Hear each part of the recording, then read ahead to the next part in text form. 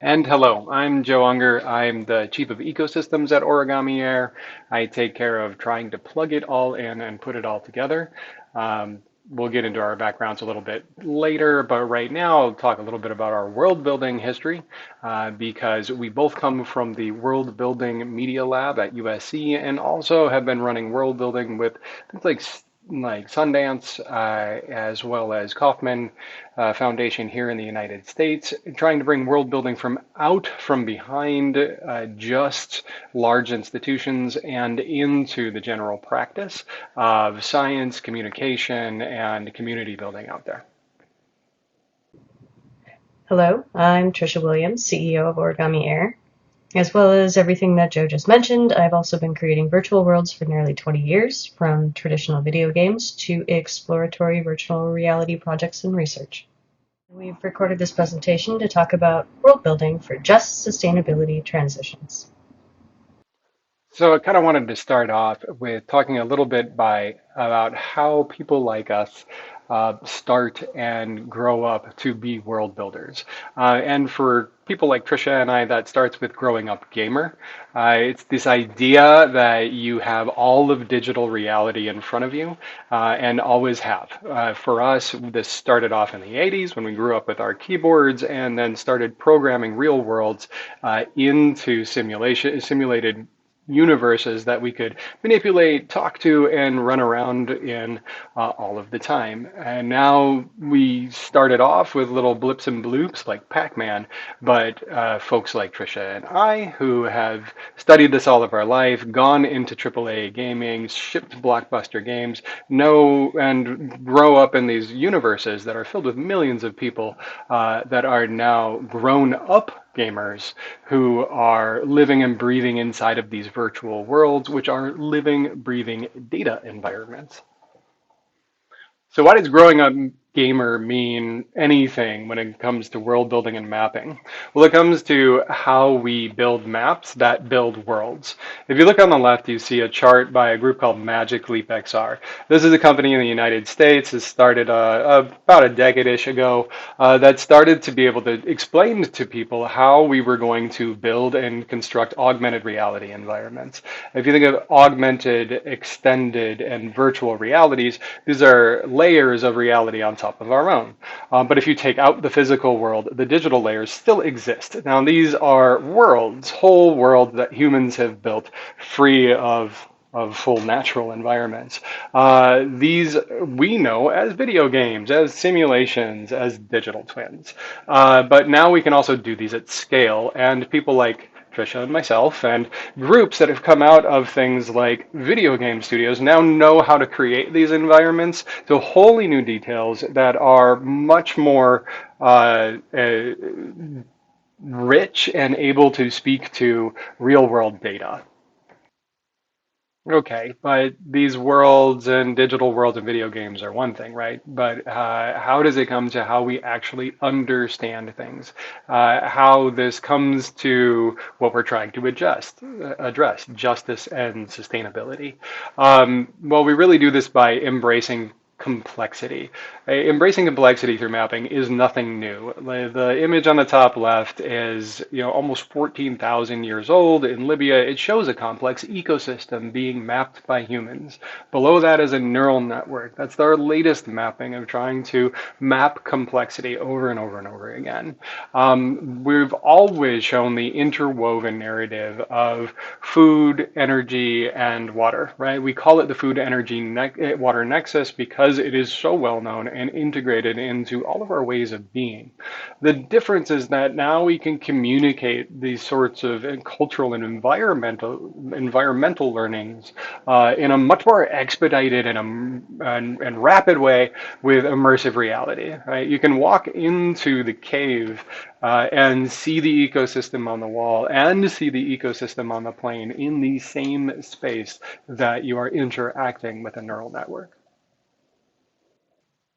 And so the other consideration before we really get into world building and how this is going to build into new maps is to consider how mapping has evolved. With all of us, it's always evolved dimensionally. You can see the Nipper stone there, which is another like 16,000 years ago. We were anchored to the idea of carving it into a rock, putting it into a permanent place for reference. As time moved on, 2,000 years later, we moved to a parchment to skin. Again, abstracting out to lines and marks what we think of the rest of the world. But as those things go through time, they lose fidelity, they lose information, they lose the thickness of their data.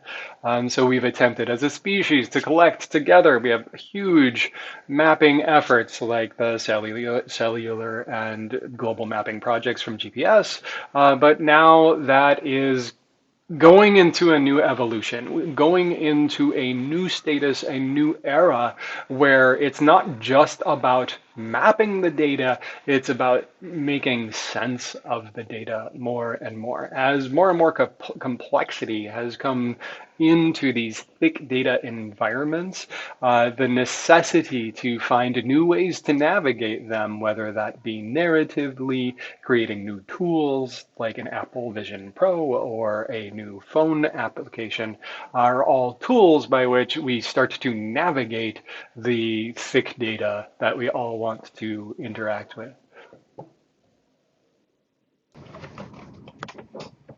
As we were discussing this presentation, the saying, "the map is not the territory," came up, which can't really hold any more true going into this new frontier of immersive mapping. But the closer we get to the realism and fidelity of representation, the more that uncanny valley inches in. So do you all remember this classic clip from Back to the Future Part 2?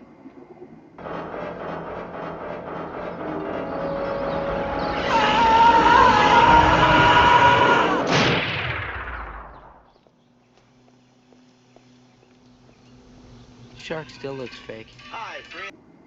We've gone from lines chiseled in stone to holograms floating in the palm of our hand, and yet we really need to remember the whole idea of the map is not the territory, because, at least for now, that shark still looks fake. Of course, this tech is advancing at lightning speeds, so what we see today is actually the worst it's ever going to be. The accessibility, affordability, and usability of where XR technology is today is blowing the doors off of visually representing data in general. From realistic digital twins of work environments to time sliders of dying coral reefs, to holding galaxies in your hand, to exploring the inside of a pancreatic beta cell in full VR. We are now capturing the essence of experiences with dynamic audio, visuals, tactiles, and novel data, and not just plotting graphs and recordings. Fully immersive spaces also add a new element to traversing through the map with embodied avatars, because XR creates shared and sociable user experiences within the space. Through embodied experiences, we gain deeper insights and understanding of the data. By incorporating ambient audio and other sensory elements, we shift the perception of the user, such as experiencing the world as being blind or deaf, or being another gender, another skin color or body type, or even step into someone's shoes that actually existed, such as the Anne Frank house experience. And of course, you don't have to be human either. You can fly through meadows as a bee or be an ant in the forest. There's really no limit to the perspectives that can be represented. These perspective shifts bring new ideas, new interactions, new emotions, and the experience of transitioning from one spot to another. So how is it actually done when it comes down to it? I would like to quickly share with you an in-progress world Origami Air is currently building. This is a grant for the SANFORD Institute of Empathy and Compassion. It's a version 1 of a simulated protest in a downtown area. Starting with the right data is key to creating a useful and evolving experience. We take the prospecting phase of our world building very seriously. It's easy to get excited about creating a new world. It's fun and exciting, but without a strong vision and solid design, the world ends up being a map to nowhere. In this case, we began by surveying real-world first responders that had recently been through protest and riot situations. We asked specific questions, not only to gather their empathetic responses, but also the sights, smells, and sounds of the city, so that we could design an approximation of a simplified downtown area for the protest.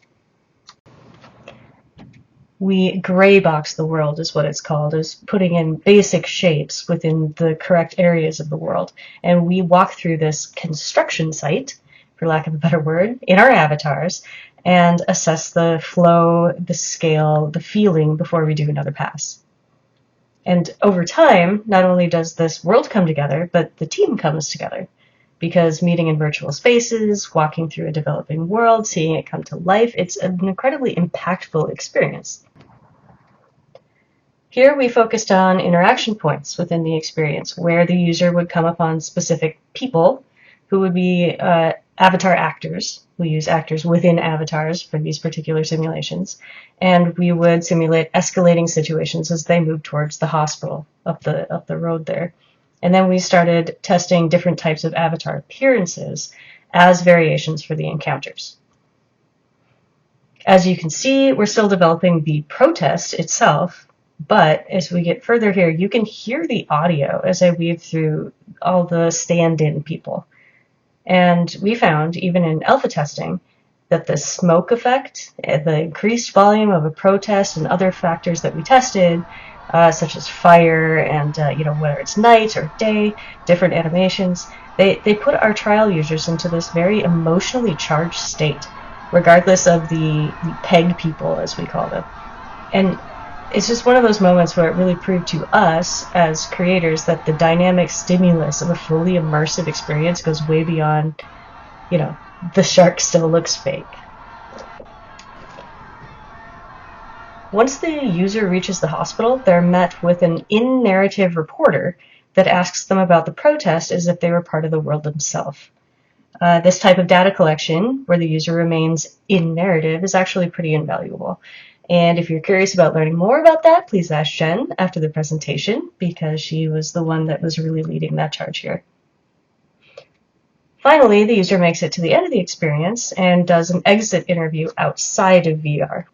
And I understand that was a really quick run through, but it shows just one particular research project that can be imagined with XR. Your imagination is the only limitation when it comes to these types of experiences.